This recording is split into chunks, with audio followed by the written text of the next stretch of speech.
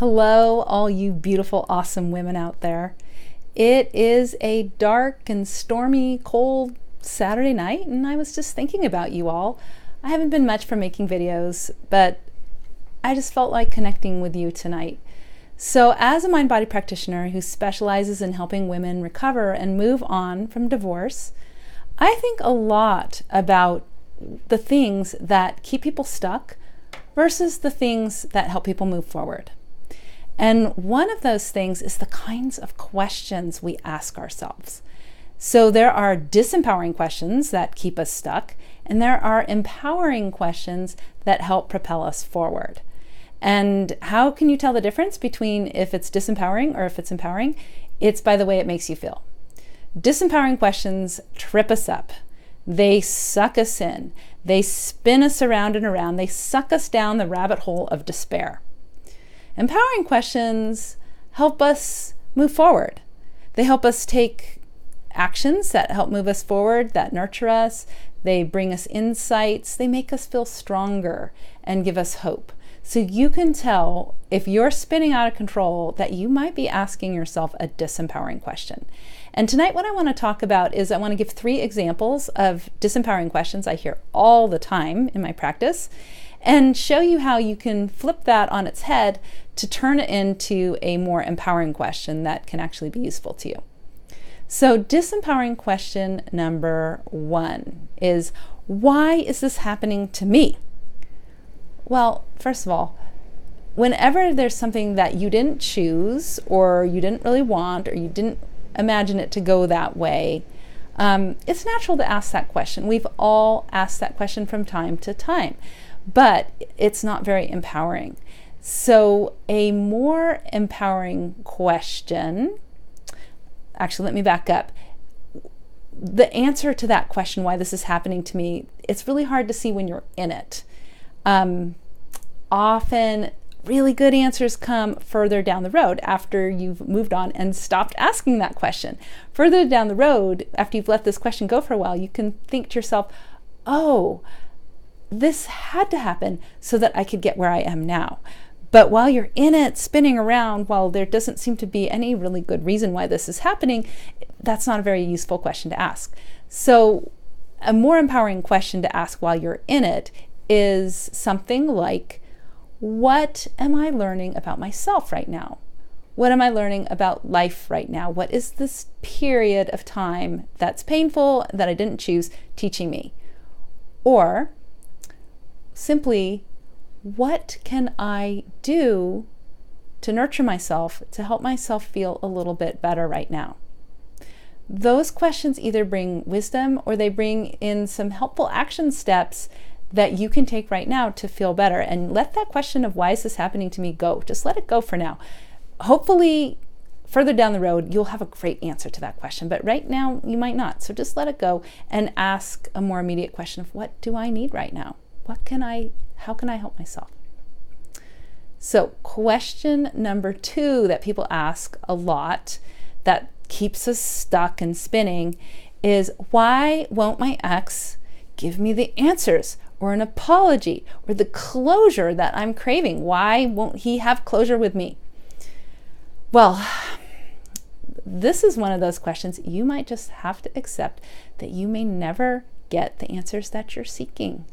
I know for myself that as soon as I fully wrap my head around this, fully accepted, mind, body, heart, that I might never get the answer to the question I've been asking, that I might never get that apology I wanted, that I might never have that closure I wanted so badly. When I let that go and just had it be okay, you know what? I might not get this, but it's going to be okay. I'm going to be okay. It was like putting down a 100-pound weight. It was like releasing shackles. It was like, okay, now I can move forward. So the way to deal with that question is to turn it on its head. Not ask, why won't he give me what I need, but what can I do for myself to be okay with not having the answer to that question? What can I do? How can I shift into letting go of that question and moving into an acceptance that I might never get that apology? I might never get the answers to the questions I'm asking. I might never have the closure I want. but you can make closure for yourself. So that's question number 2. Question number 3 that I hear all the time, and this one is really hard, and we all ask it from time to time, is why wasn't I good enough? Maybe I wasn't smart enough, maybe I wasn't pretty enough, maybe I wasn't thin enough, maybe I wasn't fun enough, maybe I wasn't rich enough, maybe I wasn't this or that, fill in the blank. We all do this from time to time. There are times where we all don't feel good enough. It is an epidemic in our society, especially for women, I think. So know that you're not alone and that it's normal to ask this question, but it's not helpful. So I'm going to tell you in the most loving and firm way I can to stop asking that question, because it's not going to lead you to the answers you're seeking. You're never going to come up with an answer that the light bulb goes off and you suddenly know the answer and feel good about that answer. This is the question that is the most likely to pull you down into that rabbit hole of despair, spin you around and around, take you on this journey of feeling bad, feeling inadequate, feeling unworthy. That's really, really hard to get out of. So stop asking that question and start asking the question, what do I want and deserve? Probably your answers are going to look something like, I want someone who's kind and loving and honest and true and sticks to his word and responsible and treasures me and values me. So if your ex didn't fall into these categories, if he didn't live up to all of that you want and deserve, then that question of you not being good enough becomes irrelevant.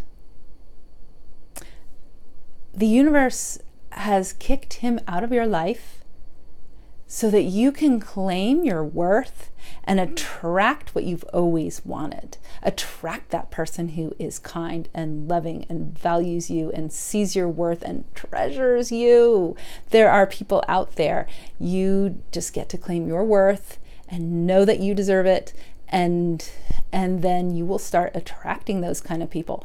But first you need to do your healing. And part of that healing is to stop asking that question of why I wasn't good enough, because I can promise you, I don't even have to know your situation.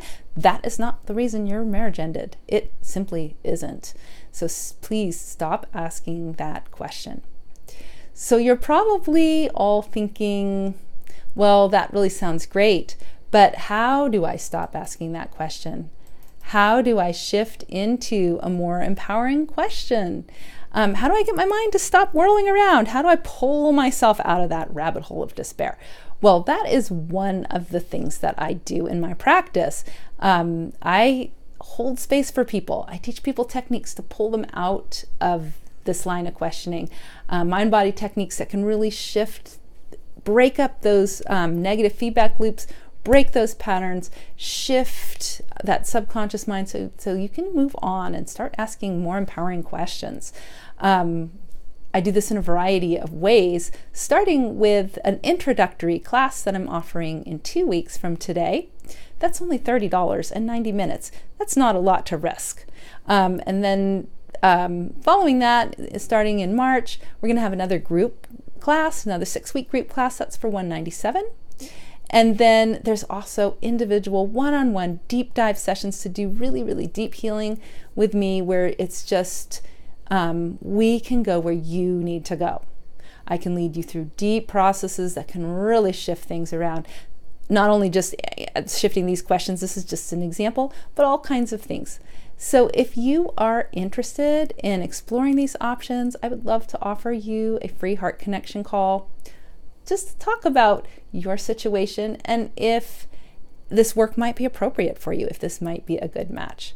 So I am just sending you all so much love, so much blessing. Work on shifting those disempowering questions into empowering questions. If you want more help, please follow the link in my calendar and book a free call. I would just love to talk with you. Thanks so much.